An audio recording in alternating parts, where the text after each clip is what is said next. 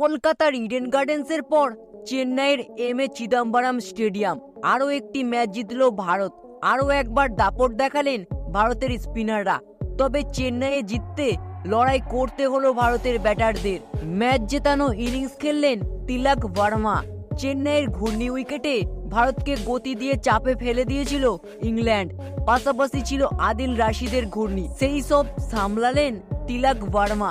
4 বল বাকি থাকতে দলের কপালে জয়ের তিলক এঁকে দিলেন তিনি। টান টান ম্যাচ জিতে সিরিজে 2-0 ব্যবধানে এগিয়ে গেল ভারতীয় দল। 4 রান করে পুল মারতে গিয়ে উইকেট দিয়ে এলেন ফিল সল্ট। 3 রানে ফিরলেন অপর ওপেনার বেন ডাকেটো। আরও একবার নিজের জাত চেনালেন জস বাটলার। ইংল্যান্ডের অধিনায়ককে দেখে মনে হয় অন্য পিচে খেলছেন তিনি। যেখানে বাকি ব্যাটাররা ব্যাটে বলে করতে সমস্যায় পড়ছিলেন, সেখানে বাটলার সহজেই বড় বড় শট খেলছিলেন।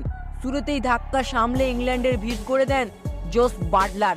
উইকেট পড়লেও দলের রান তোলার গতি কমেনি, সেই কারণে 165 রান তুলতে পারে ইংল্যান্ড। 45 রানের মাথায় আকসার প্যাটেলকে বড় শট মারতে গিয়ে আউট হন জস বাটলার। তিনি আউট হওয়ায় বড় ধাক্কা খায় ইংল্যান্ড।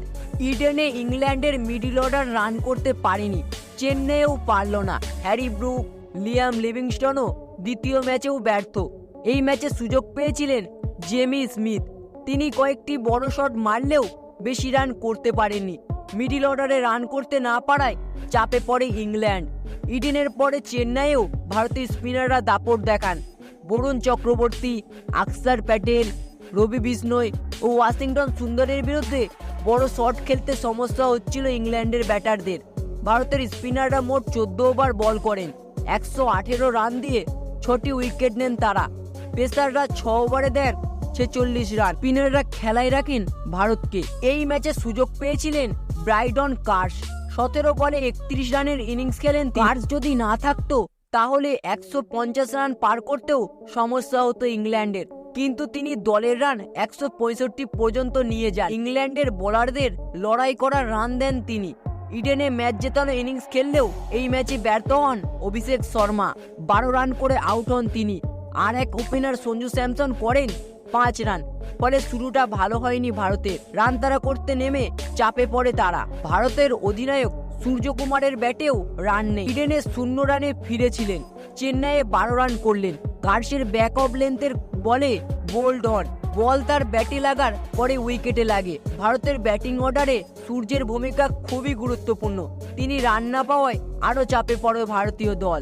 ইডেনে ইংল্যান্ডের বোলাররা যে গতিতে বল করছিলেন, চেন্নাইয়েও তাই করলেন। তফাৎ গড়ে দিল লেন্থ। ইডেনে অনেক বেশি ফুল লেন্থে বল করছিলেন তারা, ফলে শট মারতে সুবিধা হয়েছিল।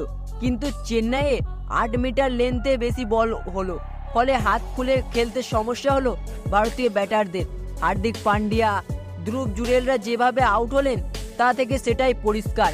এমনকি ফর্মে থাকা ওয়াশিংটন সুন্দরও লেন্থের ফাঁদে পা দিয়ে আউট হলেন। 75 রানে 5 উইকেট হারিয়ে চাপে পড়ে গিয়েছিল ভারতীয় দল। সেই সময় আরও একটি উইকেট পড়লে সমস্যা আরও বাড়ত। সেই সময় মার্কুডের বলে ওয়াশিংটন সুন্দরের ক্যাচ ছাড়েন আদিল রশিদ। সেই সময় 18 রান নেন সুন্দর। ভারতের চাপ অনেকটা কমে যায়। ক্রিকেটে বলা হয় ক্যাচ ছেড়ে ম্যাচ ছাড়া, সেই কাজটাই করলেন রশিদ। 3 দিন আরও পরিণত হচ্ছেন তিলক ভার্মা। দক্ষিণ আফ্রিকায় জোড়া 100 রান করেছিলেন। চেন্নাইয়েও দেখালেন কিভাবে একার কাঁধে দলকে জেতাতে হয়। শুরুতেই ইংরেজ পেসারদের গতি ব্যবহার করে একের পর এক বড় শট খেললেন। 360 ডিগ্রি শট খেললেন তিনি। আবার যখন মাঝের ওভারে পরপর উইকেট পড়ছে তখন তিনি ধরে খেললেন। সুন্দরকে হাত খুলতে দিলেন। সুন্দর ও আকসারকে আউট হওয়ার পর পুরো চাপটাই ছিল তিলকের কাঁধে। চাপের মধ্যে কিভাবে মাথা ঠান্ডা রেখে খেলা যায় দেখালেন তিনি। সিঙ্গেল নেওয়ার কোনো সুযোগ তিলকের ছিল না। দায়িত্ব নিয়ে খেললেন তিলক। 4 বল বাকি থাকতেই দলকে জিতিয়ে মাঠ ছাড়লেন তিনি। 55 বলে 72 রানে অপরাজিত থাকলেন তিনি। তো বন্ধুরা, এই ভারতীয় দলের জয়ে আপনি কতটা খুশি হয়েছেন তা অবশ্যই কমেন্ট বক্সে লিখে জানাবেন। তো বন্ধুরা, ভিডিওটি দেখে একটু ভালো লেগে থাকলে অবশ্যই একটি লাইক করে দেবেন এবং চ্যানেলটিতে নতুন হলে অবশ্যই চ্যানেলটি সাবস্ক্রাইব করে দেবেন। ধন্যবাদ।